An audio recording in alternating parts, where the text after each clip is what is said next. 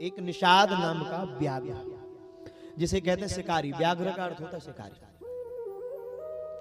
वो एक शिकारी था। उसने बचपन से महाराज जी कोई शुभ कर्म नहीं किया, कोई भी शुभ कर्म अपने जीवन में नहीं किया।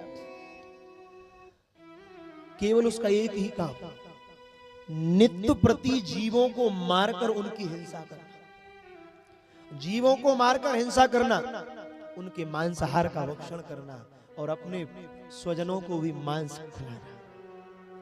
प्रतिदिन नियम था, चोरी करता, जितने प्रकार के महापाप है सारे महापापों में वो रत रहता। पूरा जीवन पाप करता करता व्यतीत हो गया। प्रतिदिन का नियम था महाराज जी चोरी कर ले जाए, जीव हिंसा करे, मांसाहार भक्षण करे, पर इसको पता नहीं मांस खाना महापाप है। क्यों? बोले मांस मदिरा खाए के,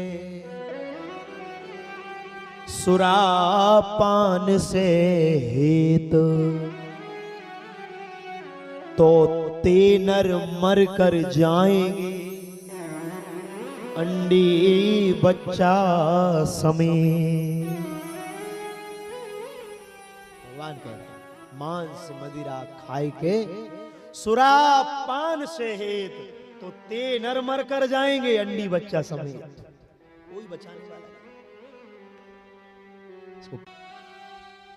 पर आज एक दिन कोई जीव की हिंसा नहीं हुई, कहीं चोरी नहीं कर पाया, शिकार के लिए जंगल में गया, पूरा दिन भूख और प्यास से इस व्याघ्र का व्यतीत हो गया, कोई शिकारी नहीं मिला।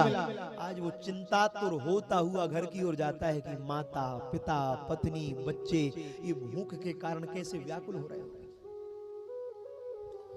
और वो टकटकी लगाकर घर के द्वार पर देख रहे हैं कि स्वामी आते होंगे, कुछ पाने के लिए लाते होंगे, नित्य की भांति कुछ ना कुछ लाएंगे। पर आज क्या देखते हैं, भूख से तड़प रहे थे। आज वो शिकारी व्याघ्र कुछ भी लेकर नहीं आया। किस्मत की बात, आज वो कुछ लेकर नहीं आया। सायकाल व्यतीत हो गई और जिस दिन वो कुछ लेकर नहीं आया, भगवान कहते उस दिन भी शिवरात्रि का पावन पर्व था, महाशिवरात्रि का। अब वो कुछ लेकर नहीं आया।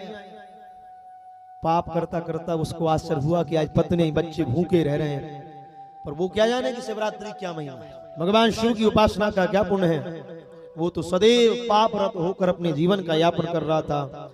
सायकाल हो गया, घर आया, देख लिया कि बच्चे भूखे हैं, पत्नी भूखी है, माता पिता भूख से व्याकुल हो रहे हैं। बोले कुछ तो लेकर आओ, नहीं तो आज प्राण निकल ही जाएंगे,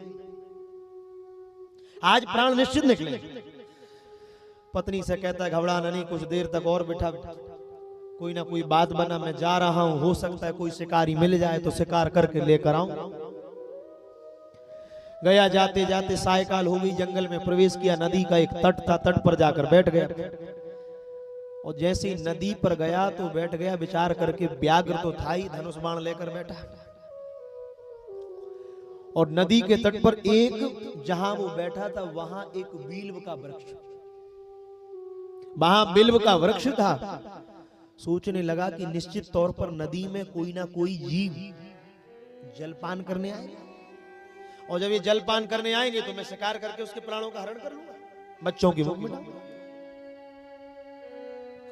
अब वो गया तो उसने सोचा कि ऊपर बैठूंगा, पता नहीं कितनी देर तक कोई आया नहीं आया, मुझे प्यास लगी, मैं बार बार उतरूंगा। तो वो एक पहले वो वस्त्र की वो नहीं चलती थी, रेगिस्तान में चलती, उसी में उसने जल भरा नदी में, और जल भर के उस बिल्व के वृक्ष के ऊपर वो चढ़ गया।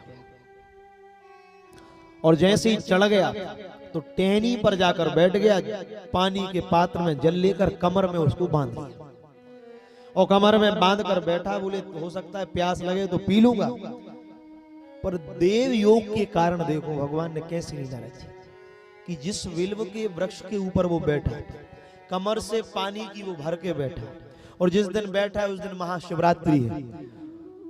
पर देव योग देखो कि उस वृक्ष के नीचे शिवलिंग थी महाराज, उसी वृक्ष के नीचे शिवलिंग, और उस शिवलिंग में पुरातन एक ऐसी प्राचीन शिवलिंग थी, उसे तो कोई ज्ञान था नहीं कि शिवलिंग, और आज शिवरात्रि। जब रात्रि का समय हुआ तो टकटकी लगा के बैठा था कि कोई ना कोई जरूर आएगा। तो उसी क्षण एक हिरणी पानी पीने के लिए आई, तो इसने धनुष पर बाण चढ़ाया और मारने के लिए, और जैसे ही बाण टहनी से भी 2-4 बिलपत्र टूटे तो वो बिलपत्र भी जाकर सीधे शिवलिंग पर चढ़ गए। और ये जैसे ही मारने के लिए दौड़ा, हिरणी ने जैसे ही वृक्ष पर बैठे हुए निषाद को देखा तो समझ गई आज प्राण निकल जाएंगे, आज मेरे प्राण निकल जाएंगे। बेटी निषाद को धनुष देखकर भयभीत हो गई। अपनी करुणा से वो हिरणी निषाद से कहती है, हे निषाद, तुमने धनुष को ताना है। निषाद बोला, मेरे बच्चे भूखे हैं, माता पिता भूखे हैं, पत्नी भूखी है, आज अगर मैंने तुझे ना मारा तो आज मेरे घर के लोग भूखे बैठे।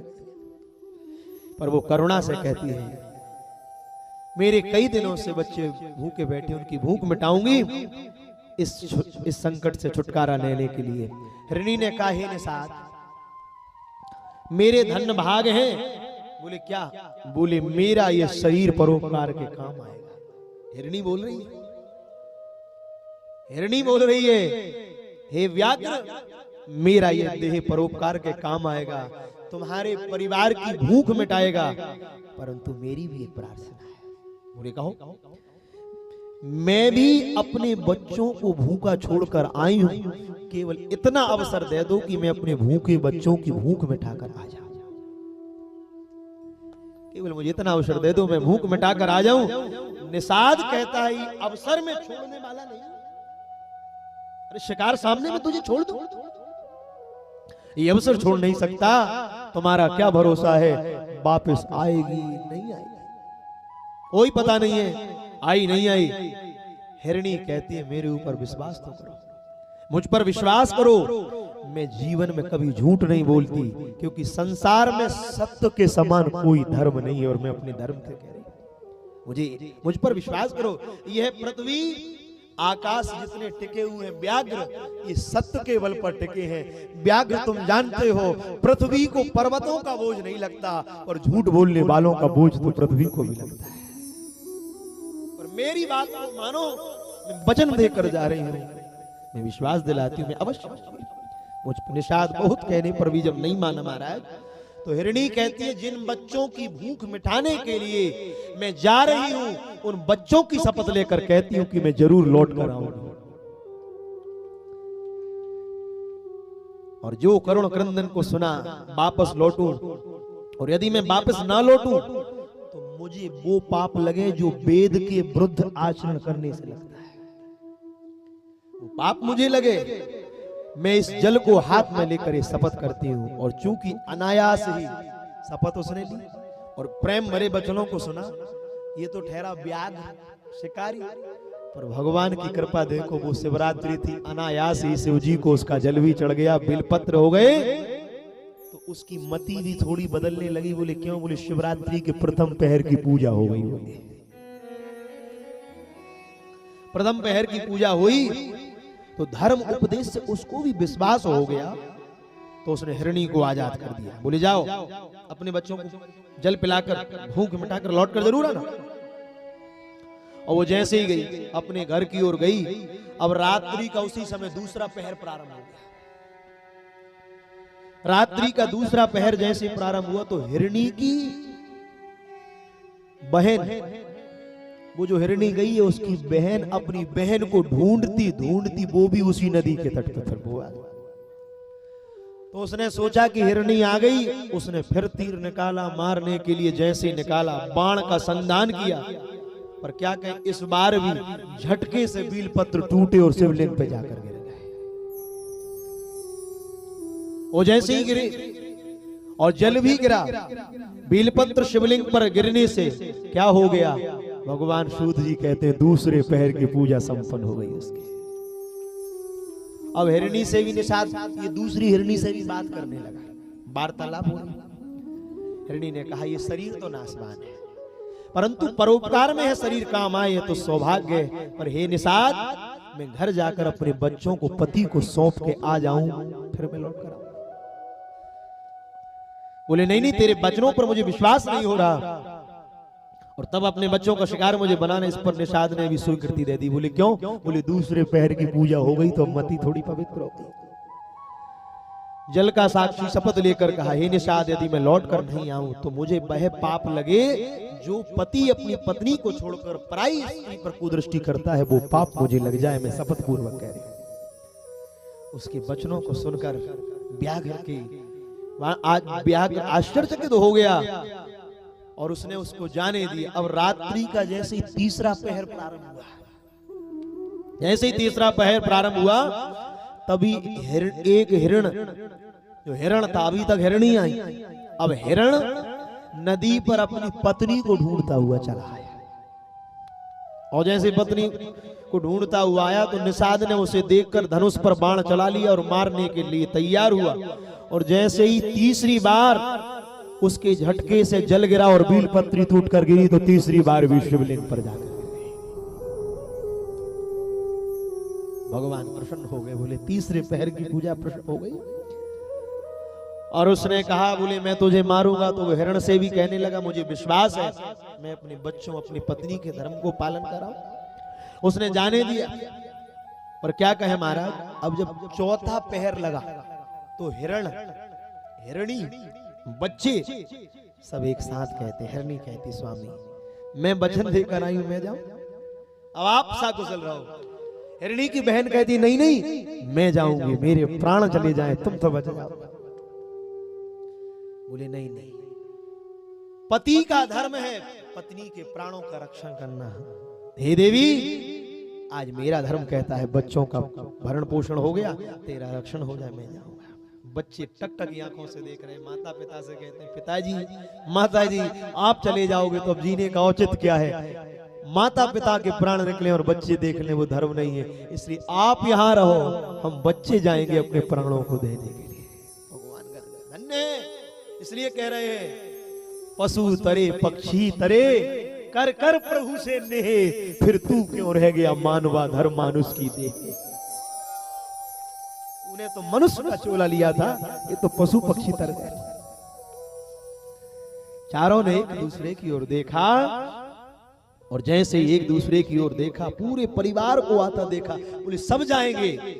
निषाद ने चौथी बार धनुष ताना, प्रसन्न हुआ और इस बार जल व बीलपत्र शिवलिंग पर जैसे ही गिरे तो चौथे पहर की पूजा भी संपन्न हो गई। और जैसे ही चौथे पहर की पूजा संपन्न हुई तो सारे पाप नष्ट हो गए। आज उसके आते हुए देखा, शुद्ध विचार उत्पन्न होने लगे और मन में विचार करता है कि मैं कितना बुद्धिहीन हूं। इन पशुओं में बुद्धि नहीं होती, पर ये अपना धर्म निभा रहे हैं, मैं मानव होकर अपना धर्म भूल रहा हूं। आज मुझे इन पशु पक्षियों ने बोध करा दिया। धन्य है इस शरीर को हेतु इनको मारकर मैं पाप में लिप्त हो रहा हूं। न जाने इस पाप का फल मुझे क्या भोगना पड़ेगा। इस प्रकार सोचते सोचते बाधक उस व्याघ्र की आंखों से आंसुओं की धार बहने लगे। उसी समय बिल्व वृक्ष से नीचे उतर गया और उतरकर हाथ जोड़कर पशुओं से क्षमा कहता, हे पशुओं, तुम धन्य हो, तुम धर्मात्मा हो, तुमने अपना धर्म निभाया है। मुझ पापी को भी ऐसा ज्ञान दो कि अपने पाप कर्मों से बचकर मेरा मन भी भगवान के चरणों में। शिवलिंग के निकट वो अचेत होकर गिर पड़ा और जो शिवलिंग के पास गिरा उसी समय भूत भावन भगवान ज्योतिर्लिंग से प्रकट हो गए। भूख से प्यासा व्याकुल होकर जैसे गिरा तो भगवान प्रकट हो गए। बोले, व्याघ्र, तूने शिवरात्रि के चारों पहर की पूजा कर ली, भले ही तूने अनजाने में करी, पर शिव समान दाता नहीं विपद विडारनहार। तूने शिव को रिहा लिया है। और जैसे ही शिव को सम्मुख देव शिव कृपा से ज्ञान आने पर निषाद शिव के चरणों में गिर गया, उनकी जय जयकार करने लगा। उनकी जय जयकार कहती है और बार बार कहता है, जय हो जय हो, बोलिए काशी विश्वनाथ भगवान की जय हो। बार बार कहता है। धन्य है प्रभु, आपने कृपा करी। प्रार्थना सुनकर भगवान प्रसन्न हुए। वरदान देते हुए निषाद बोले, निषाद सुनो, मेरी कृपा पूजन से तेरे सारे पाप नष्ट हो गए। तूने शिव पूजा कर ली शिवरात्रि को, इसलिए तेरे सारे पाप नष्ट हो गए। अतः इस शिवरात्रि पूजा से मैं तुझे वरदान देता हूं, त्रेता युग में श्रृंगवीरपुर में अपनी राजधानी बनाकर तू सुखपूर्वक रहेगा। त्रेता में मेरे प्रभु रामावतार में प्रथम पूर्णावतार लेकर आएंगे, तब तेरी राजधानी श्रृंगवीरपुर होगी। और श्रृंगवीरपुर पर जब मेरे प्रभु चलकर आएंगे तो भगवान तेरे श्रृंगवीरपुर को पावन कर देंगे। आते शिव पूजा का प्रतिफल तुझे मिलेगा। श्रृंगवीरपुर में भगवान आएंगे और निषाद तुम्हारी जाति होगी, निषाद तुम्हारी जाति होगी, तुम्हारा नाम होगा स्कंद। स्कंद नाम के व्याघ्र बनोगे। जब रघुनाथ जी आएंगे कृपा करके तुम्हारी सेवा को लेंगे, तुम्हें अपना सखा बनाएंगे। और जो सुना तो व्याघ्र चरणों में गिर गया, हे प्रभु धन्य है आप, आपकी पूजा को मैंने अनजाने में पाया। तभी तो भगवान जब रामावतार में आए तो राम जी से पूछा किस लिए अवतार लेकर आए हो? रावण को मारने आए हो? तो राम जी कहते हैं रावण को तो मैं वहां बैठकर भी मार देता। तो क्यों आए हो? बोले इसलिए आया हूं, निषाद राज गुहू जैसे भक्त मेरी प्रतीक्षा कर रहे हैं, उनके लिए आया हूं। सबरी प्रतीक्षा कर रही है भैया, केवट प्रतीक्षा कर रहे हैं, इसलिए मुझे आना पड़ा।